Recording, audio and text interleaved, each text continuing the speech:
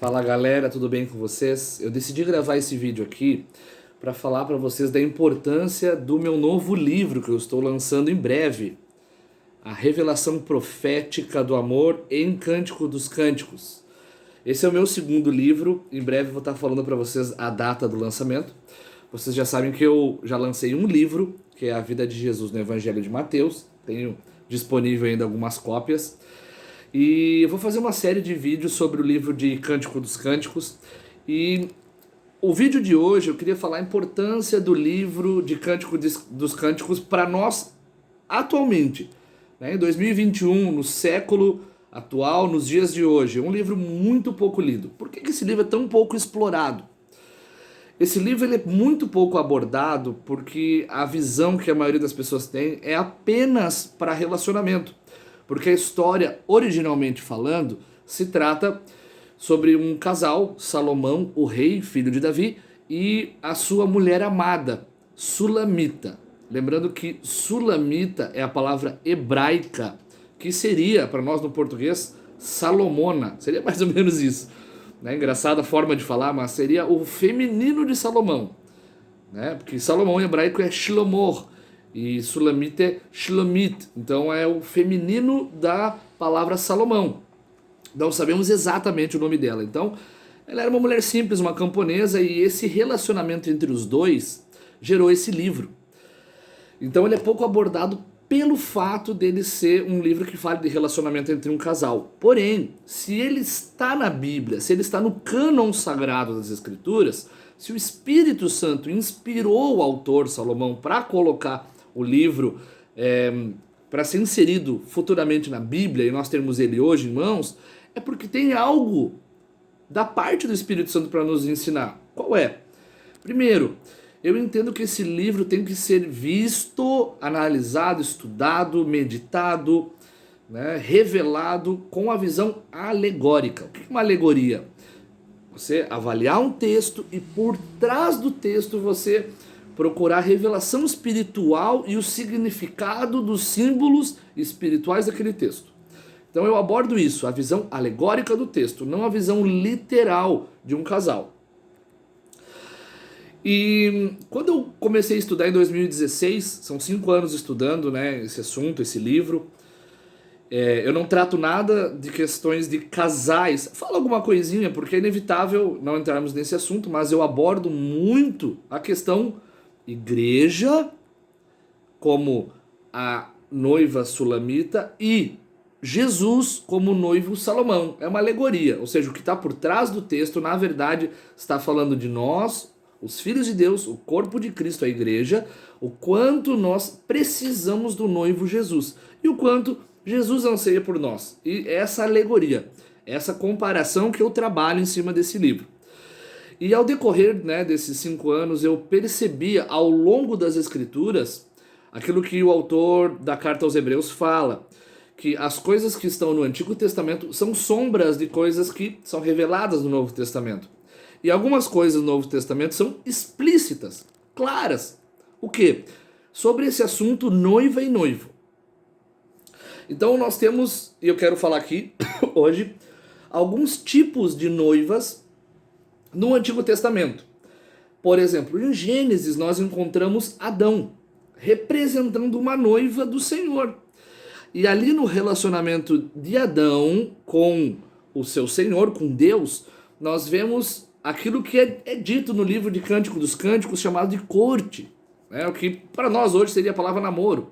A corte é quando o casal está se conhecendo. Então, Adão e Eva, representando a noiva no Antigo Testamento, mostram o momento que nós estamos conhecendo o nosso Deus. Ali, Adão, a Bíblia diz que nos finais de tarde, na viração do dia, tinha um encontro com o Senhor, o noivo de Israel. Nós vemos em Levítico, Números e Deuteronômio, que faz parte do Pentateuco, a lei do noivo sendo liberada para a noiva.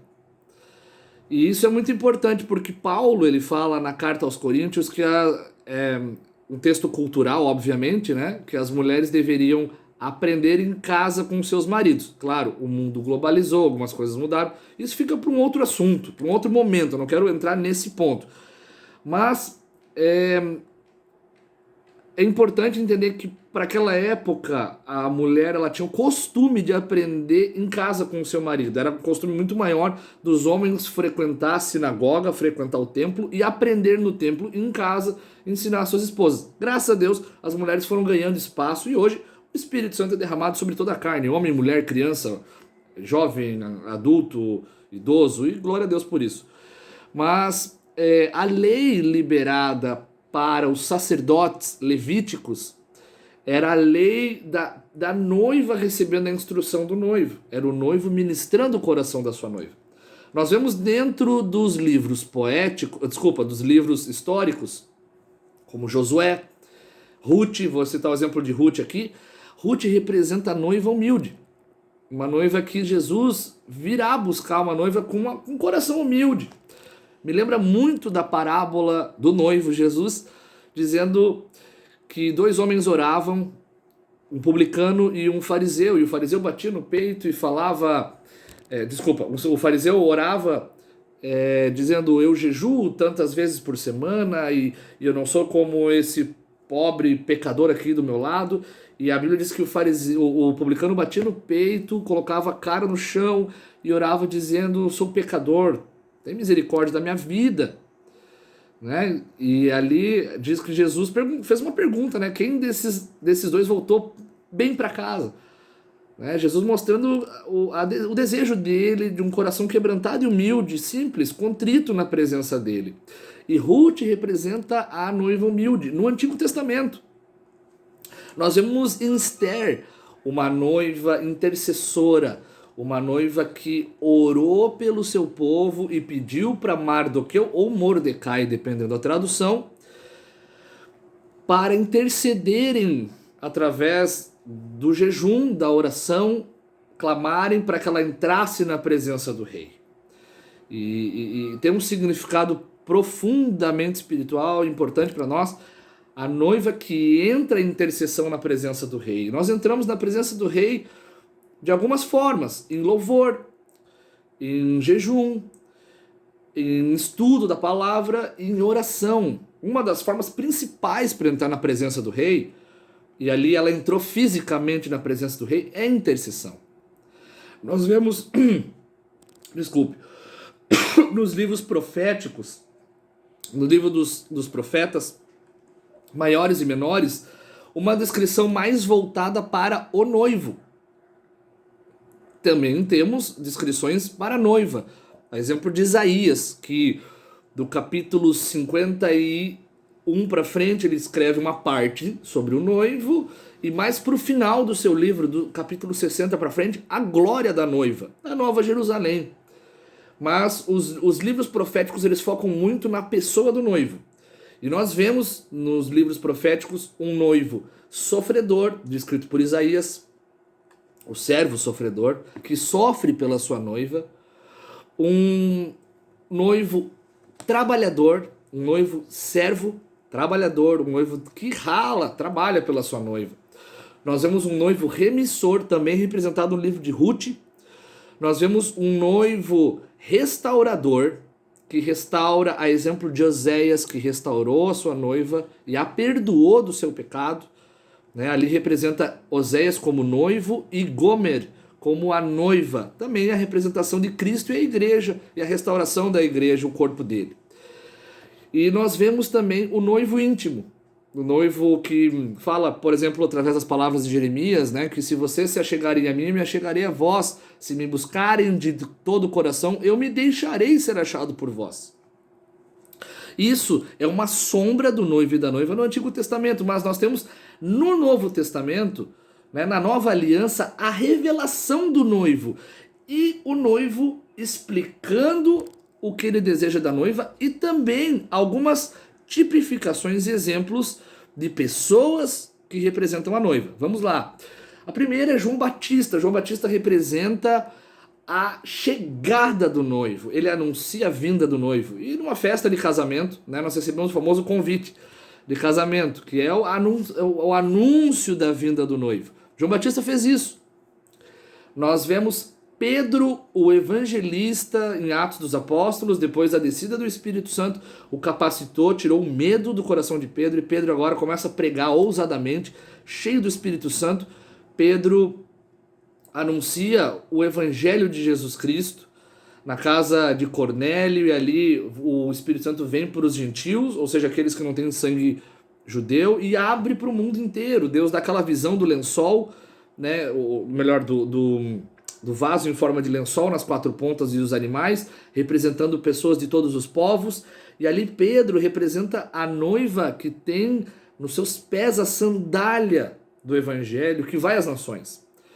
Nós vemos na pessoa de João, o apóstolo amado, uma noiva apaixonada, e isso tem demais nos 8 capítulos do livro de Cântico dos Cânticos. Eu gosto muito do termo Cântico dos Cânticos, o título Cântico dos Cânticos, que é o título hebraico, Shir HaShirim, né, ou Cântico dos Cânticos. Cantares é o termo grego, tudo bem, é a mesma coisa, mas eu prefiro esse porque é o termo original, e é o termo que fala cântico, é música, né? Dos cânticos, de todas as músicas, ou seja, a música mais elevada. Que música é essa? A música de amor da igreja pelo seu Senhor, e do seu Senhor pela sua igreja.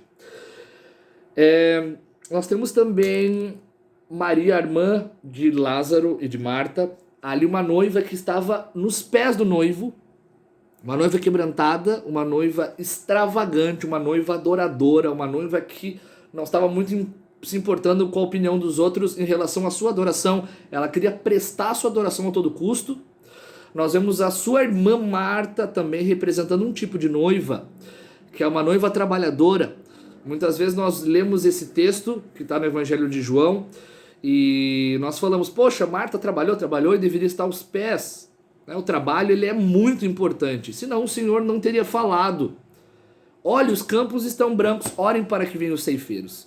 Levantem mais ceifeiros para a minha obra. Então, é necessário as Martas, porém com o coração de Maria, com o coração íntimo. Trabalhar, mas com o coração ligado ao noivo. Nós vemos também o próprio Lázaro representando uma amizade com o noivo. O próprio noivo disse nas suas palavras, já não vos chamamos mais de servos, mas de amigos, porque o servo não sabe o que faz o seu senhor, mas o amigo já sabe. O amigo tem intimidade, o amigo está próximo, está perto. Então, Lázaro representa a amizade com o noivo, um relacionamento de amizade. Nós temos o exemplo da filha de Jairo, que veio da morte para a vida. Uma noiva que pode estar morta, e em outro vídeo eu quero falar um pouquinho sobre a parábola das 10 virgens, fazendo paralelo com o Cântico dos Cânticos. E ali nessa parábola nós vemos as noivas que dormem, as noivas que tosquenejam. E na verdade todas dormiram, mas 5 delas despertam e tem azeite na sua lamparina. E nós vemos ali a filha de Jairo, alguém que dorme. E dormir é um sentido simbólico espiritual para a morte. Né? Lembra do caso de Eutico, que dormia, né, e acordou do seu sono? Era a morte, né? O próprio Jesus, quando vai ressuscitar uma pessoa, ele fala, né, a pessoa não está morta, mas está dormindo, né? É uma menina. E ele diz Talita Cumi, né? Talita não é o nome dela, desculpa. Talita é uma palavra aramaica que quer dizer menina, né? Talita Cumi, menina, levante-se.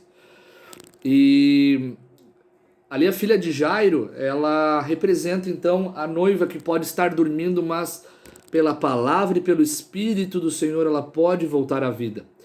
Nós vemos os apóstolos na última ceia, um momento em que eles estavam reunidos ali para partir do pão e para beber do cálice, e ali eles estão assentados juntos à mesa com o noivo. A noiva precisa se assentar à mesa com o noivo. Nós vemos a mulher samaritana e Maria Madalena como as noivas que foram libertas para ir e anunciar a libertação do noivo a outros. E para finalizar, nós vemos aqui, né, nesse vídeo aqui que eu estou falando um pouquinho dos tipos de noivas e também das características do noivo. para despertar um pouquinho de curiosidade para você, né, para estar adquirindo esse material completo de 208 páginas só sobre esse assunto. Vou gravar ainda mais vídeos, né, com pedacinhos, né, dos assuntos que eu estou tratando nesse livro maravilhoso. Ainda sobre as tipificações, nós temos nos ensinos de Jesus, nas parábolas de Jesus, nos sermões de Jesus e nas atitudes de Jesus, um exemplo de Deus moldando a sua noiva de acordo com a sua vontade. E aí, gostou desse vídeo? Deixei aqui apenas um gostinho para você querer conhecer mais sobre esse assunto da noiva e do noivo para esses últimos dias que estamos enfrentando. Nosso papel como noiva, quem nós somos como noiva, a noiva que Jesus espera, a noiva que Jesus ama, e como nós temos que nos comportar para sermos como as noivas prudentes que Jesus espera, e a noiva que o noivo tanto ama e está prestes a buscá-la. Em breve vou estar falando as datas do lançamento do livro.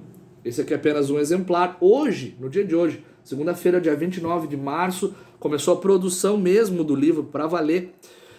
E em breve, em torno de 10 dias, ele vai estar aqui em mãos, mas as datas eu informo para vocês. Fiquem ligados aí nos próximos vídeos para vocês saberem um pouquinho mais sobre o livro de Cântico dos Cânticos. Que Deus te abençoe. Um grande abraço.